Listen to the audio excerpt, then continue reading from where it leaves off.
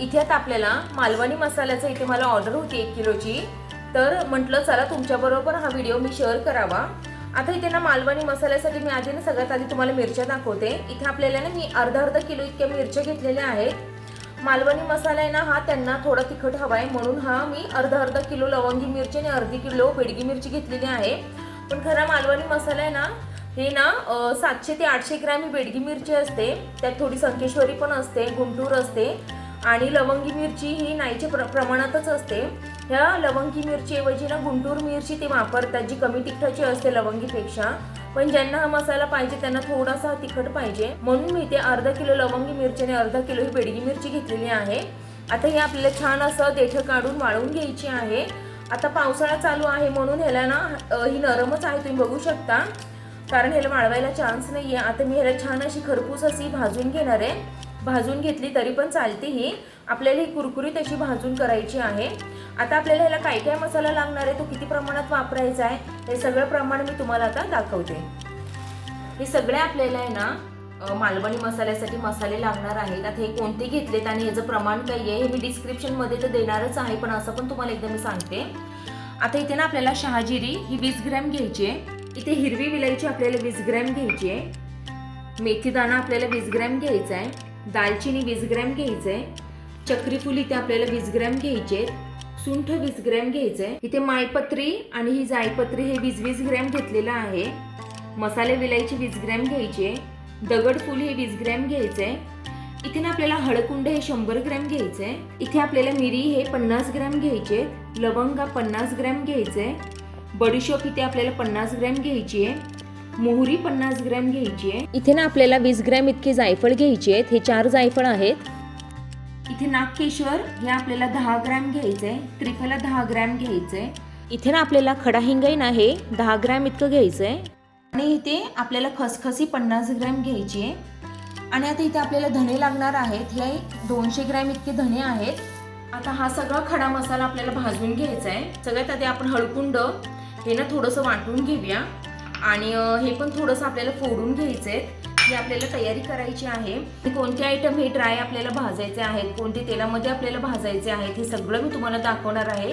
चला तर मग रेसिपीला सुरुवात करूया।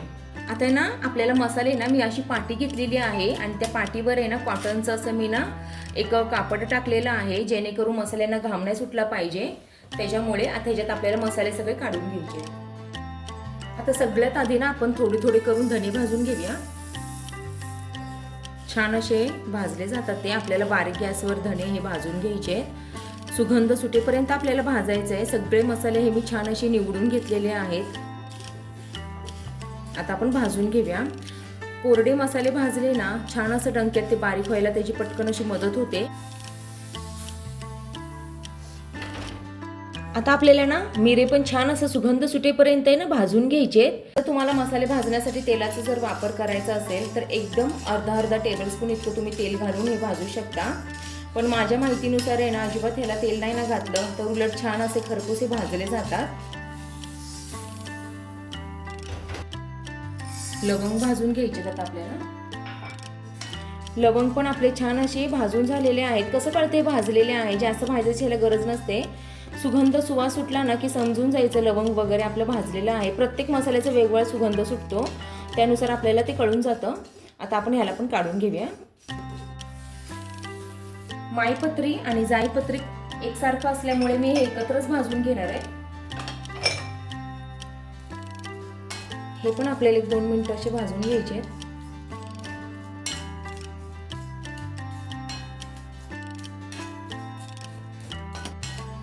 2 मिनिटं झालेली आहेत, आपण ह्याला पण काढून घेऊया।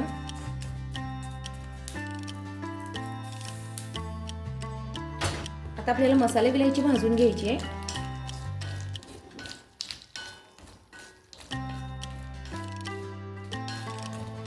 आपण मसाला विलायचीला काढून घ्यायचे। आता हिरवी विलायची आपल्याला आता छान अशी भाजून घ्यायची आहे।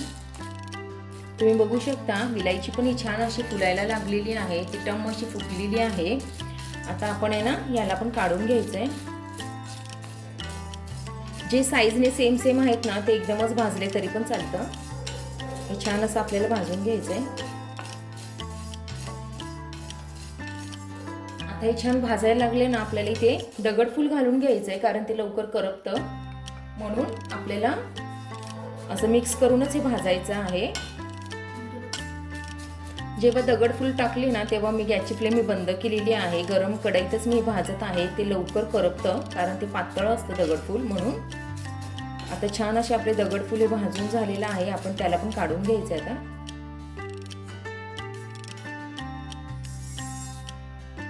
मालवणी मसाल्यामध्ये बडीशेपचं प्रमाण हे जास्त असतं.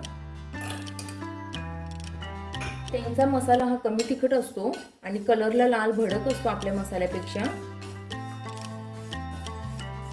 हा मसाल्याने तुम्ही फिश किंवा कोणत्या पण भाज्यांसाठी, नॉनव्हेज भाज्यासाठी ना वापरू शकता, किंवा व्हेजसाठी पण हा छान असा लागतो. तुम्ही एकदा नक्की ट्राय करा. पुलाव करण्यासाठी, फिश करी किंवा चिकन करण्यासाठी छान असा लागतो. जास्त करून हा मसाला ना फिशमध्ये जे पण माशाचे आपण प्रकार करतो ना, त्या सगळ्यासाठी हे छान लागतो मसाला. सुगंध सुटेपर्यंत भाजून घ्यायची. त्याचा थोडासा कलर हा बदलला गेला पाहिजे, इथपर्यंत आपल्याला ती भाजायची आहे. आता आपल्याला बडीशेप ही काढून घ्यायची आहे. छान अशी भाजलेली आहे. आता आपल्याला ना चक्रीफुली भाजून घ्यायची आहे. हे पण 2 मिनिटं आपल्याला छान अशी भाजायचे आहेत. चक्रीफूल बरोबरच आहे ना, इथे मी ना दालचिनी भाजून घेणार आहे. ती पण छान अशी आपल्याला 1-2 मिनिटं भाजायची. याच्याबरोबर जाड सालीचे मसाले एकदम असे टाकून भाजले तरी पण चालणार आहे. मसाला विलायची किंवा मग दालचिनी, चक्रीफूल ह्या सगळ्या गोष्टी 1-2 मिनिटं आपण याला भाजून घेऊया. दालचिनीचा छान असा सुगंध सुटलेला आहे. ही दालचिनी ना अख्खी होती, त्याला मी तुकडे करून घेतलेले आहेत. आता मोहरी भाजून घ्यायची आपल्याला. जेव्हा मोहरी भाजली जाते ना, तेव्हा ती तडतड अशी उडायला लागते, फुलते ती छान. आपल्याला कळून येतं मग मोहरी छान अशी भाजलेली आहे. मोहरी छान अशी भाजली गेलेली आहे. ती चटचट अशी उडायला लागलेली आहे. आपण तिला काढून घ्यायचे. आता खसखस भाजून घ्यायची आपल्याला.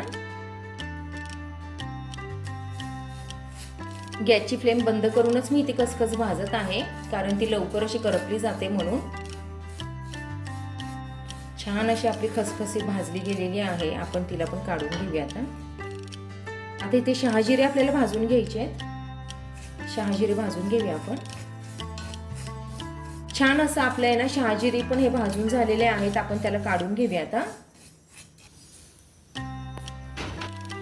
इथे ना मी हळकुंड आहे ना असं खलबत्त्यात ना ठेचून घेतलेले आहेत, म्हणजे ते छान असे तळले जातात. तेलात गेल्यावर ते फुटत नाही. इथे सुंठ पण मी असं आहे ना एक आहे ना त्याला असं थोडंसं असं सैल करून घेतलेलं आहे. तुम्ही बघू शकता, त्याला थोडं ठेचून घेतलेलं आहे मी.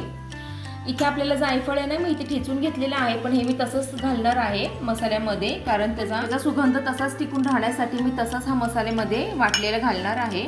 इथे ना आपल्याला हे खडा हिंग आहे ना हे पण तळून घ्यायचं आहे. चला तर मग आता आपण आहे ना सुंठ, हळकुंड आणि खडा हिंग हे आपण तळून घेऊया. आणि हे तळलं ना आपल्याला वेगळं काढून घ्यायचं आहे. चला तर मग आपण हे तळून घ्यायचं आहे. आता आहे ना इथे आपल्याला सुंठही तळून घ्यायची आहे. छान अशी फुलेपर्यंत आपल्याला ती तळायची आहे, म्हणजे ना ती छान अशी त्याची चव आहे ना ही मसाल्यांमध्ये उतरते. तुम्ही बघू शकता सुंठही छान अशी फुललेली आहे. आता आपण काढून घ्यायचं आहे ह्याला.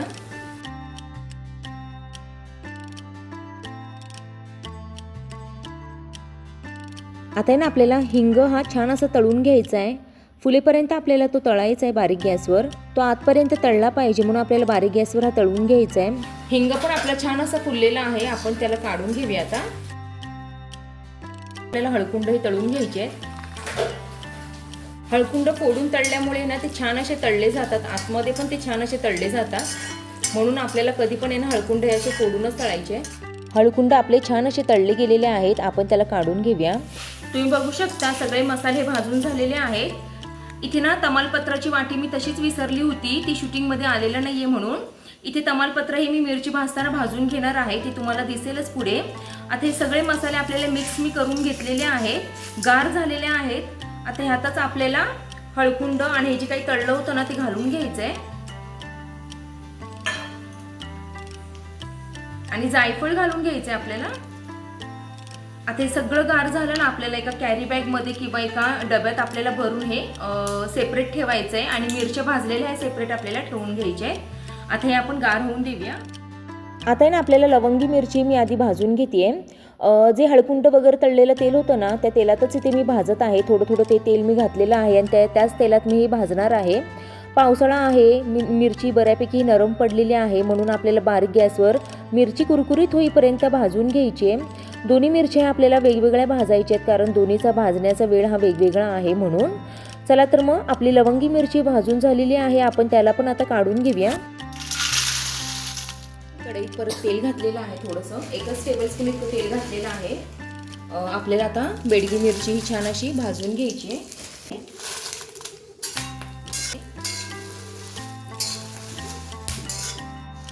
छान आहे ना आपली अशी ही बेडगी मिरची भाजून झालेली आहे. आता आपण हिला पण आहे ना काढून घ्यायचं आहे.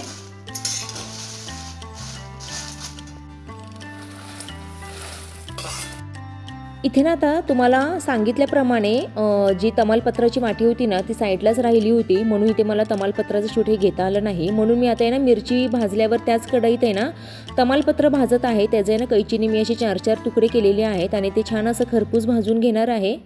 आपलं तमालपत्र इथे भाजून झालेलं आहे. आपण मसाला ज्या डब्यात भरलेला आहे त्याच डब्यात आता आपल्याला तमालपत्र पण हे काढून घ्यायचं आहे. आता आहे ना दुसऱ्या दिवशी सकाळी ना हा सगळा मसाला मी तुम्हाला दाखवते, कारण मी आता डंक्यावर चाललेली आहे. इथे ना मी मीठ पण घेतलेलं आहे. हे मीठ आहे ना पावसाळ्यात असं ओलसर होतं, म्हणून मी ह्याला पण गरम करून घेतलेलं आहे. असंच पावसाळ्यात हे मीठ आपल्याला गरम करून घ्यायचं असतं. आणि तुम्हाला मी इथे दाखवते मिरच्या पण मी काय केलं होतं ना, काल जी तळली होती ना रात्री मिरची, ती ना एवढी क्रिस्पी झाली नव्हती, म्हणून मी आज सकाळी काय केले, का मिरचीचे 4-4 असे तुकडे करून आहे ना अजून बारीक गॅसवरती अशी ना कुरकुरीत होईपर्यंत मी त्याला छान असं भाजून घेतलेलं आहे. आता आपली मिरची पण कुरकुरीत अशी झालेली आहे. आता आपण डंक्यावर जाऊन आहे ना छान असा मसाला बनवून आणायचा आहे. आपला मसाला छान असा रेडी झालेला आहे, तुम्हाला दाखवते मी. अख्ख्या घरात आहे ना ह्या मसाल्याचा घमघमाट असा सुटलेला आहे. हा मसाला तुम्हाला पण जर ऑर्डर करायची असेल तर मग स्क्रीनवर नंबर दिलेला आहे, त्यावर तुम्ही ऑर्डर करू शकता. हा मालवणी मसाला तुम्हाला कसा वाटला हे मला कमेंटमध्ये नक्की सांगा. ही रेसिपी आवडली असली ना मग नक्की लाईक, शेअर आणि सबस्क्राईब करायला विसरू नका. चला तर मग पुन्हा भेटूया अशा एका छानशा आणि नवीन रेसिपीमध्ये. तोपर्यंत बाय.